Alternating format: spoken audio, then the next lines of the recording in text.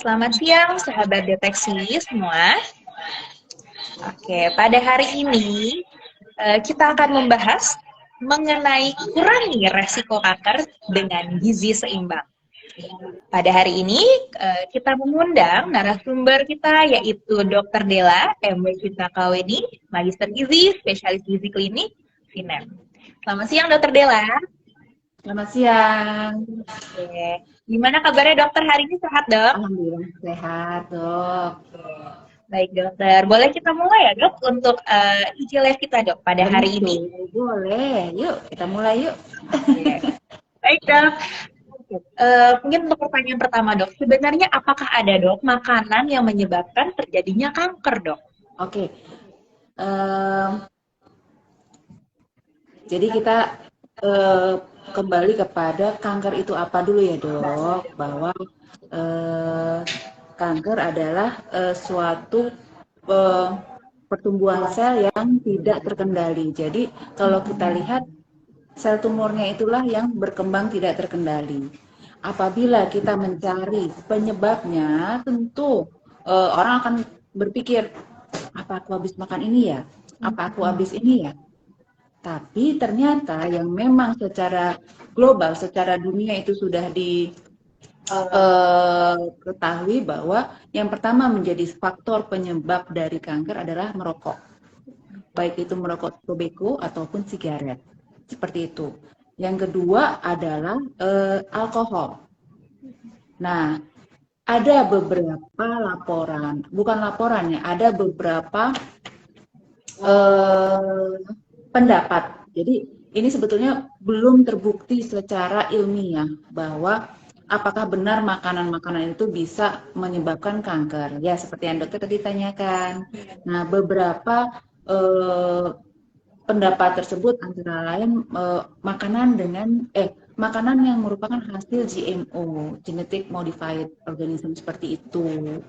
Jadi terus kedua ada beberapa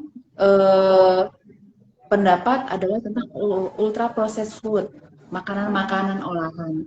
Tetapi hal ini juga belum dibuktikan dok. Yang memang sudah ada referensinya adalah bahan makanan daging merah yang dapat menyebabkan, bukan menyebabkan, tidak, menjadi salah satu faktor risiko. Jadi tidak langsung menyebabkan ya dok, kita harus pisahkan apa yang menjadi penyebab, apa yang menjadi faktor risiko. Jadi makanan daging merah itu menjadi salah satu faktor risiko pada orang-orang yang dengan kanker di daerah hidung ini seperti ikan asin seperti itu. Tapi untuk makanan yang lain itu sampai saat ini belum ada laporannya bahwa makanan ini bisa menyebabkan kanker. Jadi kalau kita bilang makanan ini penyebab kanker belum ada dok, tetapi dia dapat menjadi faktor risiko. Oke dok, jadi memang sebenarnya sejauh ini belum ada yang menyebutkan ya dok ya makanan tertentu menjadi penyebab kanker ya dok ya. Betul. Oke, berarti mungkin kita sering dengar juga dok, ada anggapan kalau misalnya sering makan makanan cepat saji gitu dok, dapat menjadikan terjadinya kanker. Berarti hal itu belum tentu juga ya dok ya? Nah, kalau kita lihat satu yang tadi saya lupa bilang bahwa faktor risiko kan tadi yang ada merokok, dia minum minuman alkohol, dan ternyata sekarang obesitas itu menjadi salah satu faktor risiko kanker, berbagai jenis kanker. Itu menjadi salah satu faktor risiko kanker. Nah, yang di sini yang ingin saya tekankan adalah tadi kan dokter sampaikan junk food ya, makanan cepat saji ya kan. Nah, sebagian besar yang saya tahu, sebagian besar makanan cepat saji yang ada pada saat ini, dia memiliki nilai gizi yang kurang sehat. Kalorinya tinggi, tapi nilai gizinya rendah. Nah, karena nilai kalorinya tinggi ini, maka otomatis kalau kita dokter kalau makan, saya coba iseng tanya nih, maaf ya dok. Iya dok. Kalau makan kentang goreng atau french fries, satu porsi habis nggak dok? Habis dok. Makanya french fries aja apa ditemenin sama lauknya? Nah, biasanya ada tambahannya lagi, Dok. Terus minumnya jangan lupa, Dok, yang dingin-dingin. Dingin dan manis ya, Dok. Iya, Dok. Nah, kalau kita iseng-iseng ya, Dok, kita iseng-iseng hitung. Satu French fries, satu pendamping makanan pendampingnya, ditambah minum itu sudah kurang lebih 1000 kalori loh, Dok. Iya. Nah, udah 1000 kalori itu satu kali sesi makan. Belum dokter makan sesi-sesi yang lain dan cemilan-cemilan yang lain.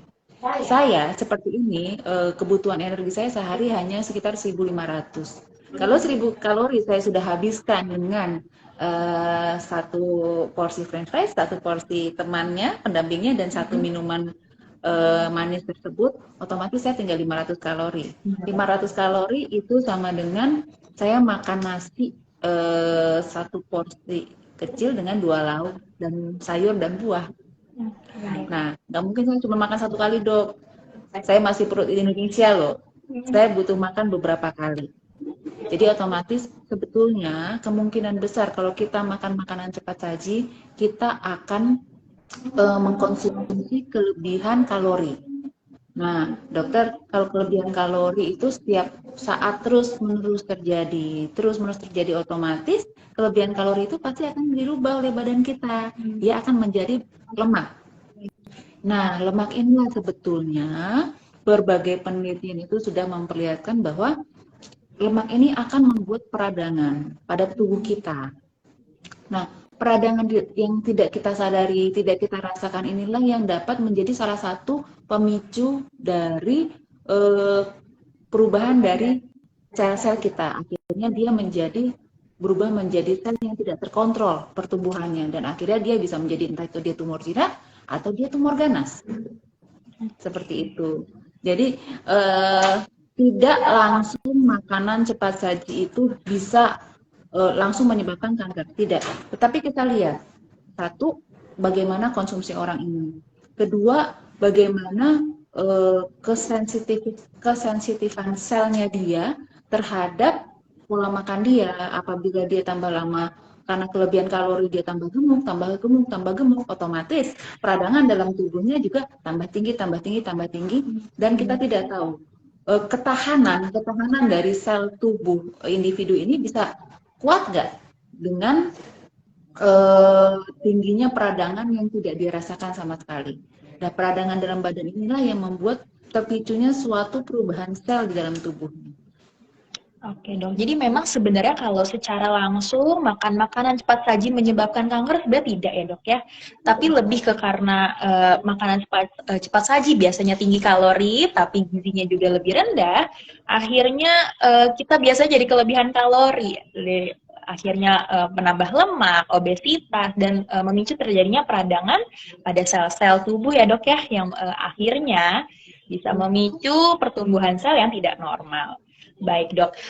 Apakah benar, Dok? Ini mungkin mitos-mitos atau mungkin pendapat dari orang-orang kalau misalnya menggunakan penyedap atau micin, Dok, yang sering kita dengar itu bisa menyebabkan kanker, bagaimana, Dok?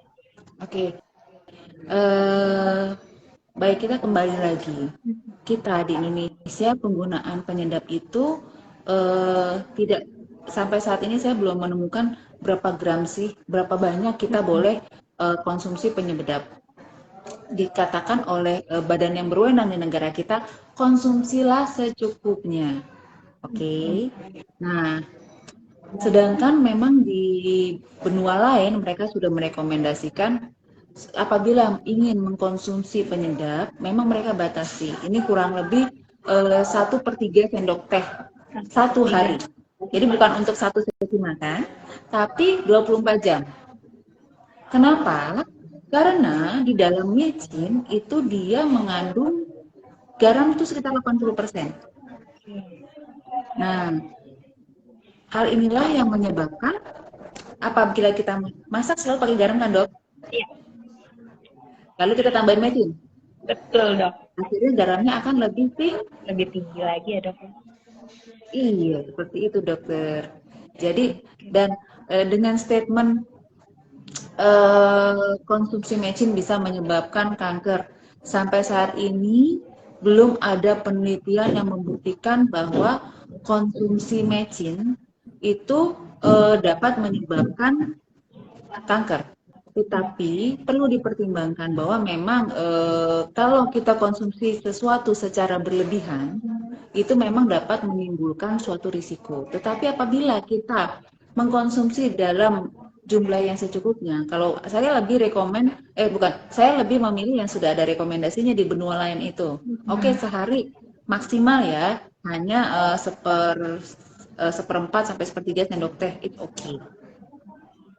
Oke, jadi memang harus ada pembatasan juga ya dok ya terkait penggunaan micin ini dok. Betul. Lebih baik di sepertiga sendok teh ya. Jangan juga kalau saya tadi ada rekomendasinya nggak gitu. Kalau ada rekomendasinya berarti ini nih kita bisa pergunakan yang ini, karena kalau seseorang atau suatu negara mengeluarkan rekomendasi artinya memang sudah ada bukti-bukti yang menunjukkan bahwa untuk kadar tersebut aman untuk dikonsumsi.